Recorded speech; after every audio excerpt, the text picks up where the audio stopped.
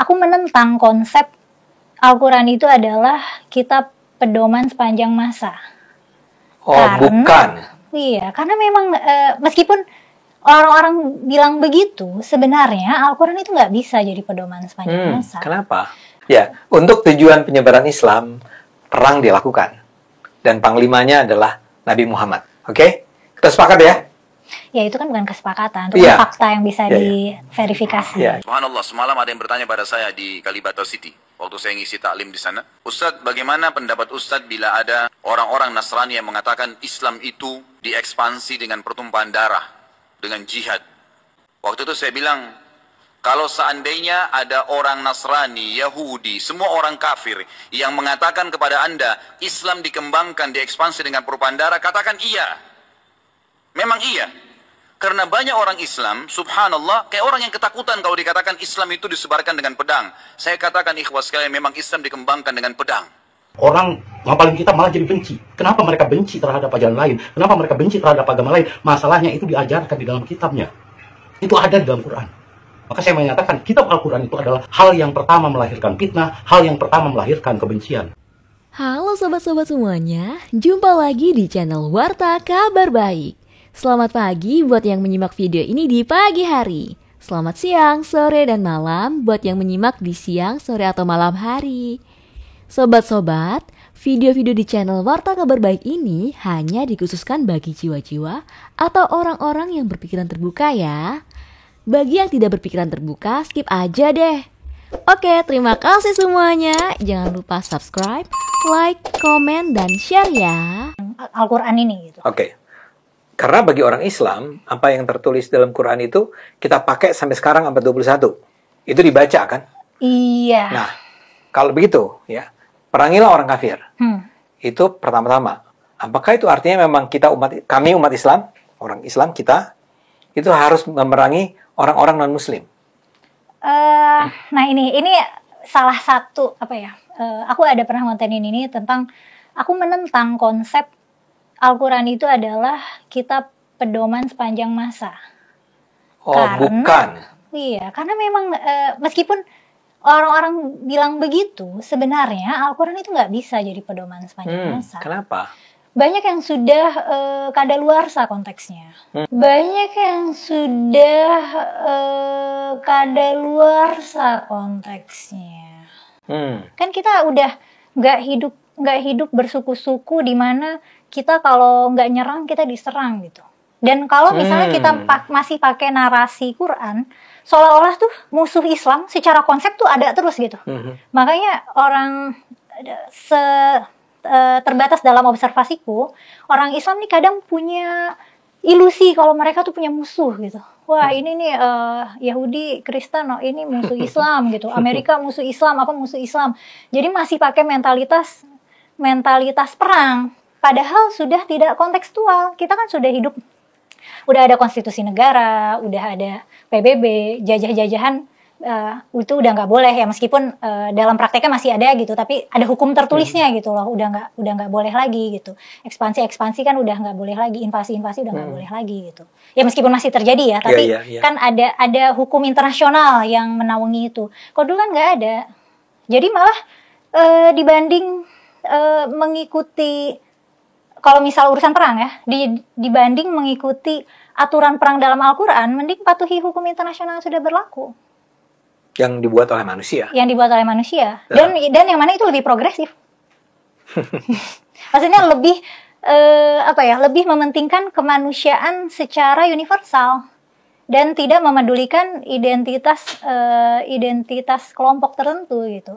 Kalau dulu kan saat itu Islam itu punya kebutuhan untuk disebarluaskan dan untuk menjadi dominan. Kita kan udah nggak perlu, kita sudah hidup aman di bawah naungan negara gitu. Oke, saya ulang nih ya, agar jelas nih kenapa dianggap bahwa ada, atau paling gampang gini, Anda kira-kira kan tadi mengatakan sebetulnya agama seperti yang diajarkan pada abad ke-7 itu udah nggak relevan, sebagian paling tidak, termasuk soal perang ini. Terutama soal perang ini. Kalau misalnya gini, kan ada misalnya bilang makanya Al-Quran tuh diamalkan secara utuh. Ya terus masa kita mau mengamalkan ayat misalnya wa idza laqitumul ladzina kafaru fadharba riqab gitu. Dimanapun kamu ketemu orang kafir, penggal kepalanya. Kan nggak mungkin. Meskipun, dan itu kan akhirnya jadi oleh para mufasir itu ya, makanya dilihat ini konteksnya kan ini lagi masa perang. Nah, kalau misalnya konteksnya sudah tidak kontekstual kan berarti sudah tidak relevan gitu. Jadi dia diturunkan pada masa di mana kayak tadi kamu ceritakan ya. Betul. Ini ada Islam dikembangkan oleh kelompok tertentu yaitu kaum muslim ya. Terus ketika mereka berkembang, mereka diserang. Diancam, Betul. dibatasi. Karena kan aneh kan. Ya. Maksudnya itu kan Dan memang, budaya baru gitu. Dan memang betul secara faktual, historis, memang mereka diserang. Ada yang diserang, ada memang nyerang duluan gitu. Maksudnya kalau secara historis ya. Oke. Yang nyerang duluan yang mana ya? Maksud saya gini, yang ini kan saya bicara begini berdasarkan apa yang diajarkan pada saya sejak saya kecil, remaja, dan seterusnya kan. Kan gambarannya kira-kira yang selama ini saya peroleh adalah, ini Islam tumbuh dengan damai sebetulnya kan. Ya, aslinya. Nah, Anda wajah... Aslinya itu gimana sih? Ya nggak tahu saya. Yang saya tahu, mereka berkembang, Nabi Muhammad itu tidak mengajarkan peperangan. Kemudian mereka mulai diancam. Pakai istilah Anda tadi apa, diancam atau apa ya? Ya, Jadi mulai si orang-orang Quraisy itu tidak setuju nih dengan perkembangan Islam. Ada yang ditangkap, disiksa, bahkan sampai ada yang siapa, Bilal ya? Ya kan, itu sampai dia disiksa, hampir ditelanjangi di bawah padang pasir, di bawah matahari terik dan seterusnya. Ketika itulah mulai orang-orang Islam merasa harus melawan. Ini cerita yang benar nggak sih? Aku harus kembali lagi, siksa-siksaan, ancam-ancaman itu adalah norma. Ketika itu. Seperti perang juga norma, maka siksaan juga norma. Ya, bunuh-bunuhan itu norma. Saling membunuh antar suku itu norma. Karena kepentingan suku adalah keamanan bagi suku mereka sendiri gitu. Jika keamanan mereka terancam, ya mereka akan menyerang orang yang mengancam keamanan suku tersebut. Kalau konteksnya kaum Quraisy itu adalah kaum yang besar dan kuat. Nah, terus ada Islam. Ini aneh nih, kan kaum Quraisy itu tadinya yang dominan. Ini kayak mungkin di mata kaum kafir Quraisy gitu ya.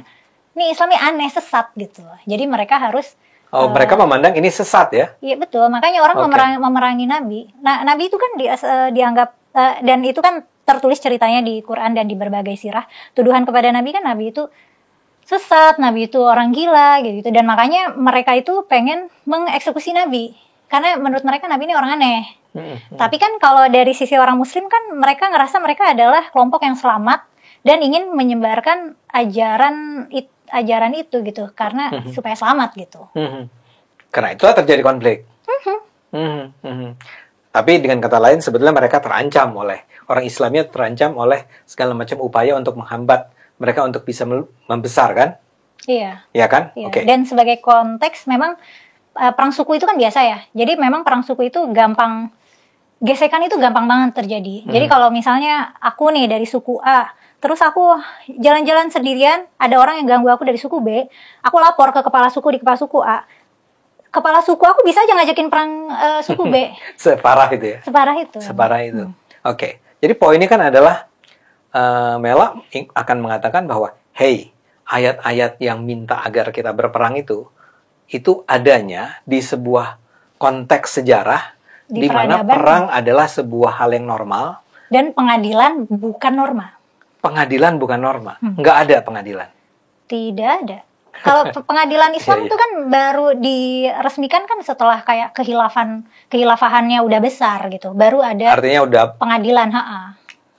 Anda kira-kira ingat itu pada abad keberapa gitu? Setelah ada kebutuhan untuk pengadilan. Maksudnya keformalannya itu bertahap ya. Ya. Jadi aturan-aturan semacam itu belum ada di masa abad ke-7 itu ya? Ada tapi belum formal. Belum formal, ya. Jadi sangat wajar, Anda mau bilang gini, sangat wajar kalau ketika itu ya memang diperintahkan untuk ya lawan orang-orang yang mengancam kamu itu. Sebetulnya itu adalah perintah kepada orang-orang Islam yang pada saat itu hidup dalam suasana peperangan. Iya, di dalam dunia yang keras. Dalam dunia yang keras. Dan kata lain nih, kelanjutannya, ketika sekarang ini sudah tidak lagi terjadi, kita harus akui biar bagaimanapun ada perang, tapi ada aturan internasionalnya. Biar bagaimanapun ada perang, dilarang satu kelompok menyerang kelompok yang lain. Gitu kan? Jadi dengan kata lain, aturan-aturan mengenai itu di masa ini sebetulnya bisa dikatakan tidak relevan. Tidak relevan. Jadi jangan dijadikan pedoman hidup, tapi dilihat sebagai referensi sejarah aja. Kayak oh di Quran tuh ada perintah perang gini-gini, itu dijadikan catatan sejarah aja. Oh berarti Nabi dan pengikutnya saat itu diperintahkan perang ya dan melawan. Memang kayak dilihat sebagai cerita aja, sebagai cerita sejarah. Tapi jangan dijadikan pedoman, ngapain gitu. Aneh kalau misalnya ini agak menyeramkan kalimat ngapain gitu. Iya, karena misalnya terus aku bawa golok gitu. Terus aku, kamu kafir, bacok gitu. Terus nanti tiba-tiba bacok orang kafir kan konyol. Karena perintahnya begitu ya? Iya, nanti terus masa aku pakai alasan aku kan menaati Al-Quran gitu. Karena Quran bilang carilah atau bila kamu dimanapun bertemu dimana bertemu misalnya bacok gitu. Nah, bunuh ya. Karena maka dari itu biasanya ulama-ulama dan mufasir Muslim kan mengkontekstualisasikan gitu, ngasih tahu ini tuh konteksnya lagi perang. Kalau sekarang nggak boleh. Tapi kan ketika itu dikontekstualisasikan berarti itu kan informasi bahwa itu udah out of context, udah nggak relevan sama konteks kita. Gitu. Ya ini menurut saya menjadi penting kita melihat Anda tuh mengajak kita untuk berpikir bahwa hey yang namanya kitab suci Al-Quran yang kita anggap atau kami anggap nih artinya orang-orang yang percaya. Sebenarnya bukan kitab suci Al-Quran doang, kitab suci apa aja. Tahu nggak sih Bang Ade? Perang kan sekarang lagi ada konflik Israel Palestina.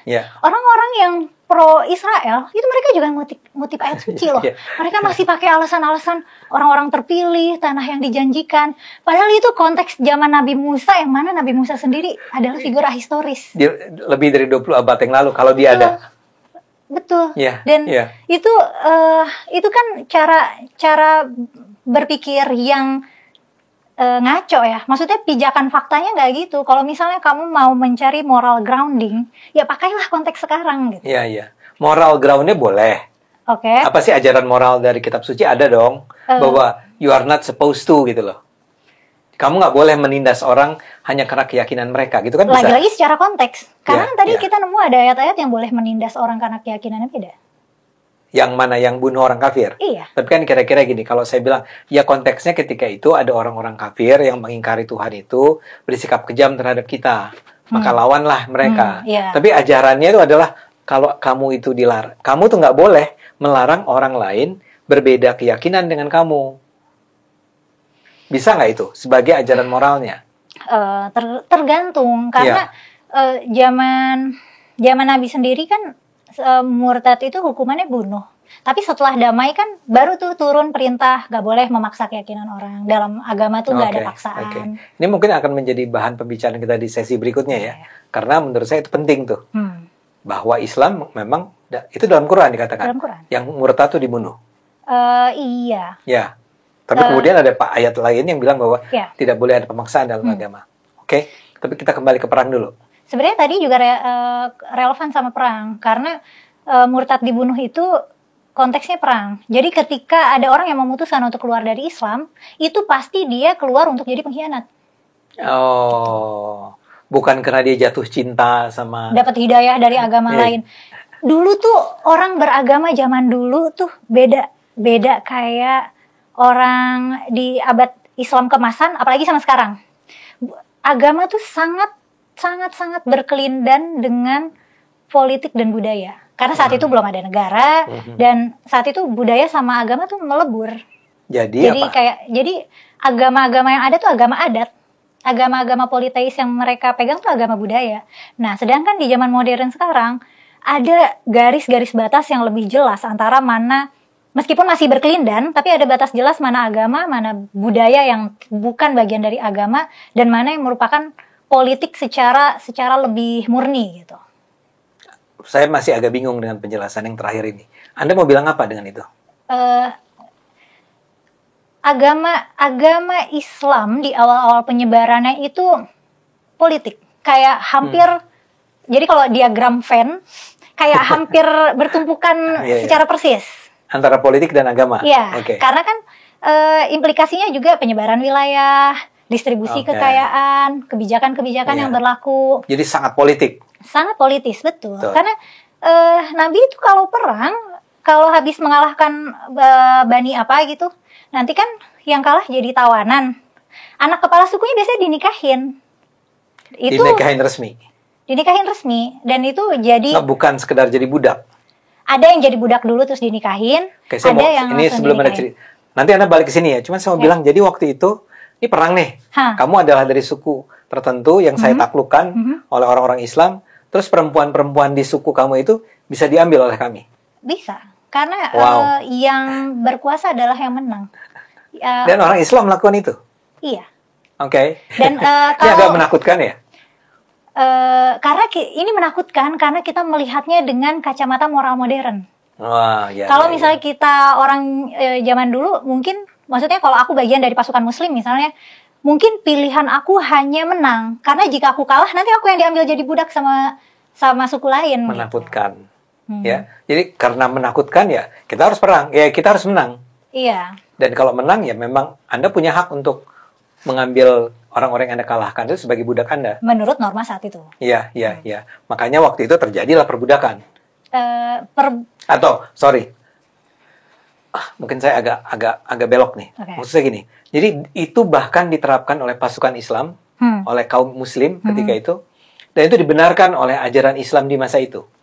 Sebenarnya Islam tuh bukan membenarkan perbudakan ya. Perbudakan itu adalah praktek biasa yang diterapkan di mana-mana, di berbagai belahan dunia pada masa itu. Dan Islam ya konformis pada hal itu. Nggak pernah bilang nggak boleh gitu ya.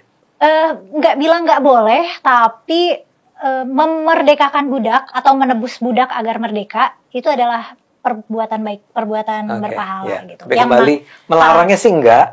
Iya, tapi akhirnya kegiatan, maksudnya akhirnya kan perbudakan kan sampai hilang di Madinah karena banyak yang bersedekah dengan cara menebus budak. Oke, tapi kembali ke tadi dulu. Jadi aslinya diagram Venn-nya itu gabung Islam, politik dan Iya, bisa jadi sangat hampir bertumpukan. Tapi menurut Anda sekarang udah berubah? Sekarang nggak terlalu bertumpukan kayak MUI, misalnya MUI sebagai lembaga yang boleh merilis fatwa kan mereka independen harusnya ya. Mereka kan independen. Udah gitu kan kita boleh kita boleh untuk kalau misalnya aku orang Islam, aku mau keluar dari Islam, aku tidak mengkhianati negaraku gitu. Ya, kayak gitu.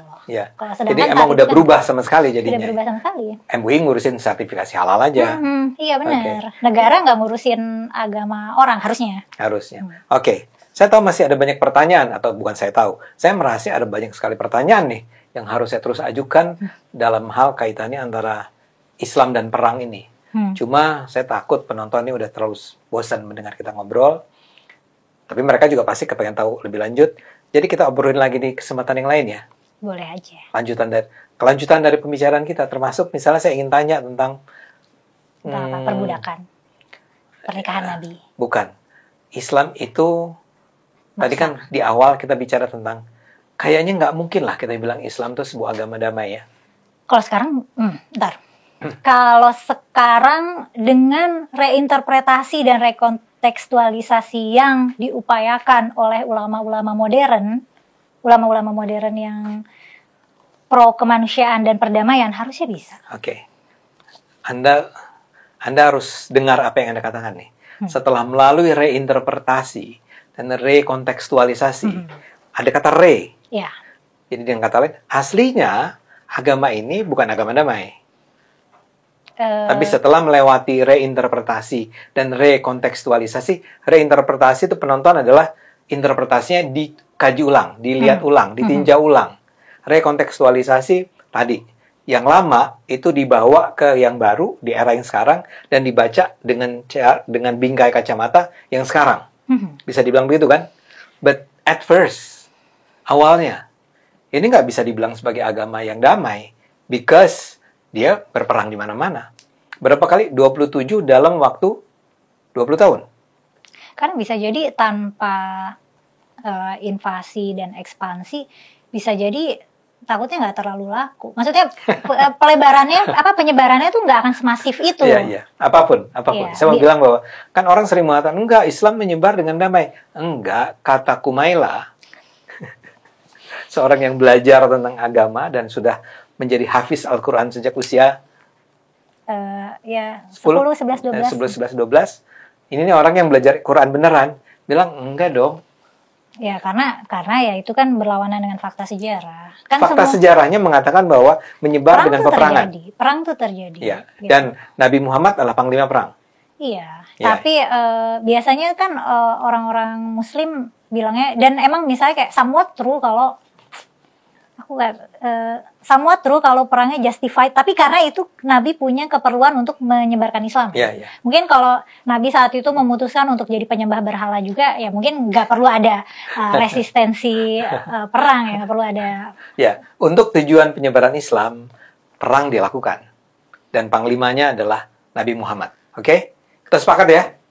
Ya itu kan bukan kesepakatan, itu kan fakta yang bisa diverifikasi. Subhanallah, semalam ada yang bertanya pada saya di Kalibata City, waktu saya ngisi taklim di sana. Ustadz, bagaimana pendapat Ustadz bila ada orang-orang Nasrani yang mengatakan Islam itu diekspansi dengan pertumpahan darah, dengan jihad? Dan bagaimana pendapat Ustadz juga dengan masalah poligami? Mereka menghardik masalah poligami. Itu subhanallah, saya bicara hampir 45 menit mungkin hanya menjawab pertanyaan ini. Waktu itu saya bilang, kalau seandainya ada orang Nasrani, Yahudi, semua orang kafir yang mengatakan kepada Anda, Islam dikembangkan, diekspansi dengan perubahan darah, katakan iya. Memang iya.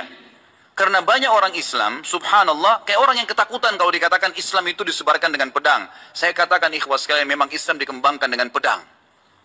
Jihad itu dikumandangkan memang dari dulu. Ada pengembangan Islam dengan dakwah, ada pengembangan Islam dengan pedang. Kita sepakat untuk menganggap itu sebagai fakta yang bisa diverifikasi. Oke itu ya? Bukan kesepakatan. Ya, oke. Itu adalah terlepas dari kita sepakat atau tidak, fakta tetap fakta. Ya, itu adalah fakta.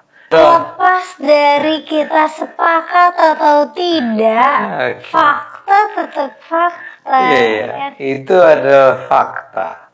Karena pesantren-pesantren Islam inilah yang melahirkan Ibnu Muljam, turunan dari Muljam. Karena yang membunuh mantunya Nabi Muhammad adalah penghafal Al-Quran. Sedangkan yang namanya pesantren Islam kebanyakan cuma ngapalin kitab, cuma ngapalin Al-Quran. Nggak ada gunanya. Orang ngapalin kitab malah jadi benci. Kenapa mereka benci terhadap ajaran lain? Kenapa mereka benci terhadap agama lain? Masalahnya itu diajarkan di dalam kitabnya.